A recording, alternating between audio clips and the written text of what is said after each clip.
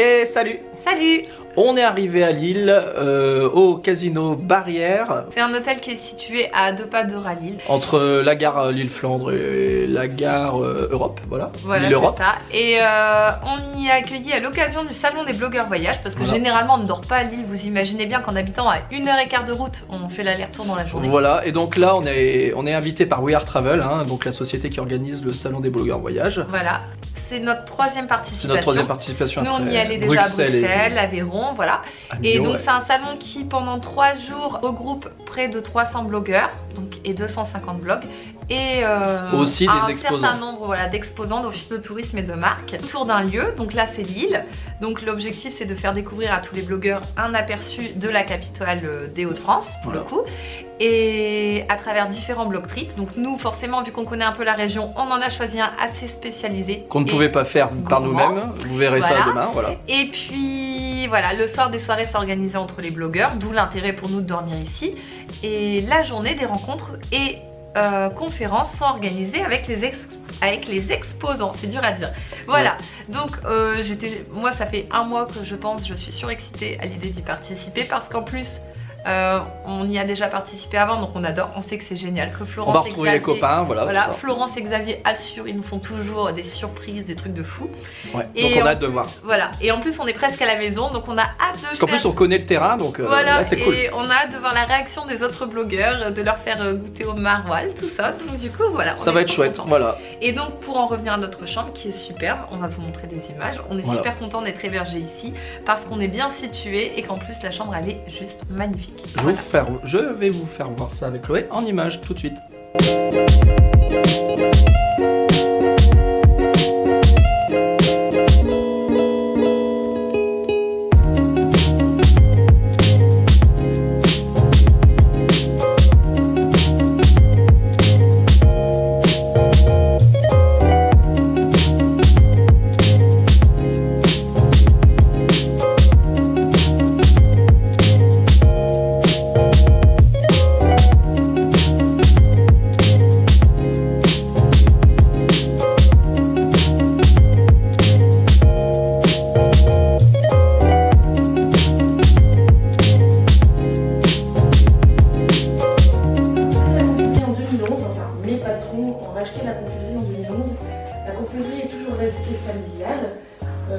La confiserie avant vendait aux grossistes, aux forains, donc en B2B, aux professionnels, et donc le grand public ne la connaissait pas.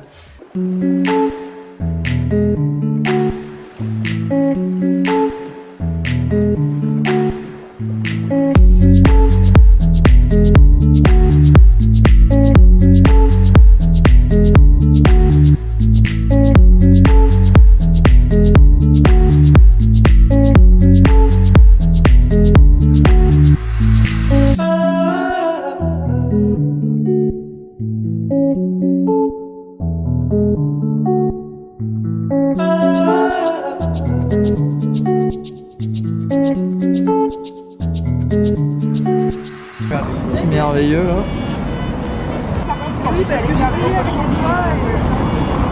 Tout le monde mange son merveilleux, c'est merveilleux.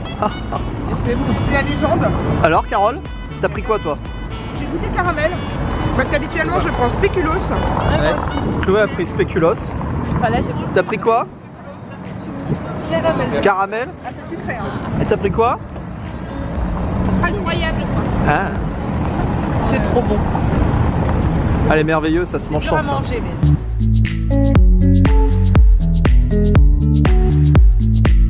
C'est une histoire de rencontre entre différentes personnes qui étaient confiseurs, qui étaient pâtissiers et aussi glaciers. Et donc vous allez retrouver beaucoup chez nous les noms justement de ces personnes qui ont fait l'histoire. Jusqu'à ce que l'on arrive à ce fameux monsieur, et là on va essayer de bien le dire parce qu'il était belge, et il s'appelait monsieur Merthe, et on prononce toutes les lettres, et ce monsieur, lui, il avait pas mal voyagé, et avait notamment dans ses bagages un peu de vanille de Madagascar, en plus de la recette de gaufres, et c'est ainsi que ce monsieur a mis en place cette fameuse recette qui fait la réputation de notre maison depuis maintenant tant d'années. C'est ici au 27 rue Esquermoise que se trouvent tous nos laboratoires de production. C'est perpétuer ce savoir-faire Et c'est surtout avec des hommes et des femmes qui transmettent tout cela. On est chez Mère aujourd'hui 120 salariés. Pour vous donner un ordre d'idée, la gaufre chez Mère, c'est un service qui est composé d'une dizaine de personnes et qui travaillent 6 jours sur 7, toujours en relais, avec là aussi un travail d'artisanat, une tâche répétitive, puisqu'on est sur des gaufriers que chacun a devant lui, individuel, et c'est vraiment donc tous les jours cette pâte qui est faite et refaite, avec la recette, oui, bien gardée. Même moi, je ne la sais pas, c'est même pas drôle. On est sur 2 formats, la gaufre normale qui est à peu près de cette taille-là, et la mini, qui elle fait à peu près 5 ou 6 cm, la petite. Elle se décline toujours, la petite est faite uniquement à la vanille, alors que les autres vont un peu évoluer selon les saisons.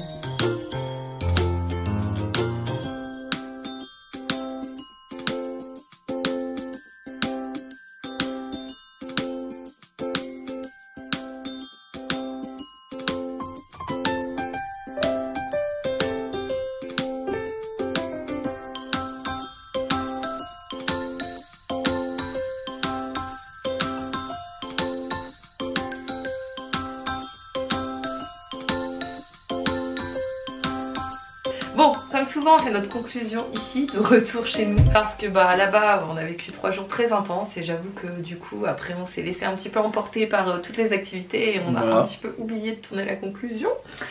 Donc j'espère que vous avez aimé nous suivre dans ce petit vlog. On y a retracé que le blog trip, tout ce qui est conférences, rencontres avec les marques. Bon, c'est pas forcément ce qu'on souhaitait mettre en valeur dans notre article et dans notre vlog. Nous, on voulait vraiment vous présenter quelques adresses sympas à Lille, donc côté sucré. Côté salé, vous en retrouverez plein dans mon article 20 choses à faire à Lille. J'aimerais bien un jour faire vraiment un article spécifique consacré à cette catégorie. Donc il faudra que voilà, on aille tester tout ça. Donc voilà, un jour il faudra vraiment que je m'attelle à cette tâche. Donc là je vous présente, donc vous allez retrouver cette vidéo dans mon article, les bonnes adresses sucrées à Lille. J'aimerais bien le mettre à jour au fil du temps, donc j'aimerais bien que ce soit un article évolutif parce qu'il y a déjà des adresses qu'on a testées à Lille que je n'ai jamais pris en photo puisque forcément quand j'y vais entre amis je ne dégaine pas toujours l'appareil. Mais bon, du coup ça vous donne déjà un petit aperçu des incontournables adresses lilloises et puis j'espère le compléter très rapidement. Allez, à très vite.